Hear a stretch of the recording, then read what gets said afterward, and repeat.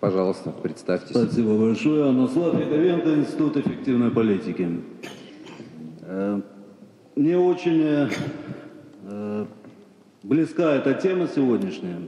Не только с точки зрения экспертной моей работы. Дело в том, что я многие годы занимался налаживанием торговых экономических отношений между экономическими агентами Молдовы и других стран и привлечением инвестиций. Так что мне эта тема близка. Безусловно, я хочу сказать, что очень важно в условиях тех интеграционных глобальных процессов, которые происходят сегодня на мировых рынках, да, это и региональная интеграция, и глобализация, безусловно, очень важно налаживать диалог.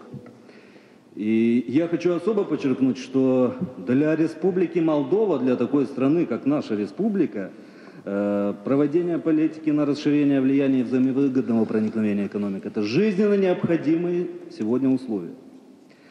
Однако, хотелось бы обратиться к присутствующим сегодня, пользуясь такой возможностью, гостям, представителям Евразийского экономического союза, с рядом вопросов и высказать определенные опасения, что может принести нам подобный союз в нашей сегодня стране, для бизнеса, для экономики. В этой связи хотелось бы немного все-таки поговорить о том, что сегодня реально представляет из себя Евразес. К сожалению, ушли некоторые коллеги, они так скромно говорили о спаде товарооборота. Я бы хотел подчеркнуть, что только за первые 10 месяцев 2015 года, с момента подписания Евразес, товарооборот с Евразес Казахстана упал на 26,4%, что составило в эквиваленте около 5 миллиардов долларов. Беларусь вообще является одним из основоположников данного союза.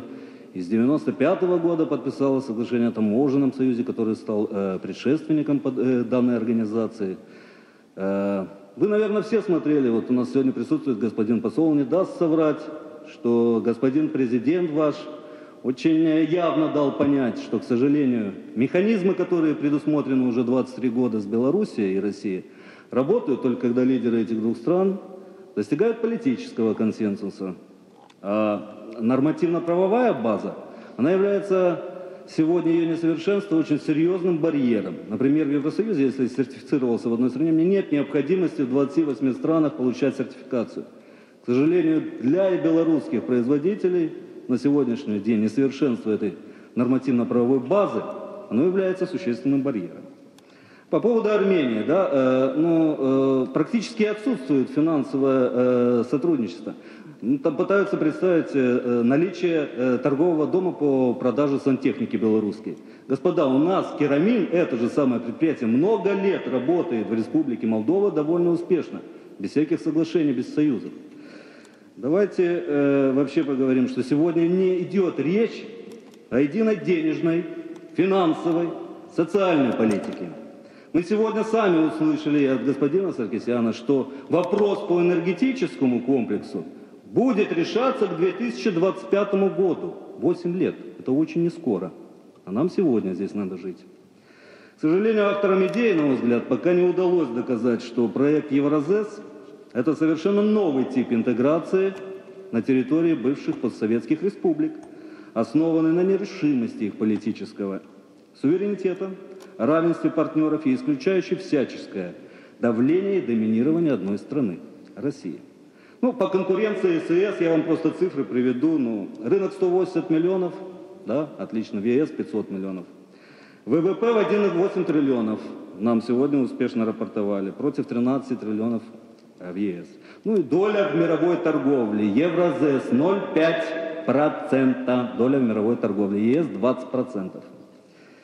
Господа, вы знаете, а что сегодня, я хочу сказать уже конкретно перспективы для Молдовы, что сегодня нам мешает торговать с Россией? У нас есть соглашение о свободной торговле с Россией. Обе страны члены ВТО. Но, может быть, мешает эмбарго, которое, в принципе, несмотря на то, что качество наших товаров устраивает партнеров по Евразес, Беларусь, Казахстан, почему-то Россию не устраивает. По каким мотивам? По политическим? А что тогда нам даст Евразийский союз? Он позволит нам, опять же, решать эти вопросы экономически или через политические рычаги. Господин президент Игорь Додон, будучи в России в марте этого месяца в рамках делового форума, говорил о том, что Молдова ждет, когда Россия пустит на свои рынки молдавские вина, консервы, фрукты, овощи. Господа, я еще раз повторяю, что мешает... Кстати, с Казахстаном, с Беларусью у нас торговля осуществляется. И последнее. Вопросы, да, все-таки. Какую цель с точки зрения экономического развития преследует сегодняшний форум? Как мы видим, наше вступление в Евразийский экономический союз особых выгод не готово принести. Наоборот, денонсация соглашения с ЕС, о которой говорил представитель, да, определенной партии здесь, в случае победы их на парламентских выборах, может нанести существенный урон молдавской экономике, которая уже за последние 2 года начала переориентироваться. К сожалению, боюсь, сегодня мы с вами стали свидетелем крайне непродуманной популистской политики в угоду одной политической силы, которая не затрагивает решение реальных проблем для бизнеса и экономики Республики Молдова. Спасибо за внимание. Уважаемый товарищ, то, что вы говорите, провокация. Вы плохо знаете цифры. Я Чешуев, Виссарион.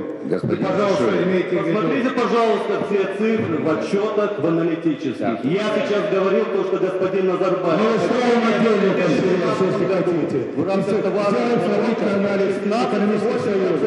Это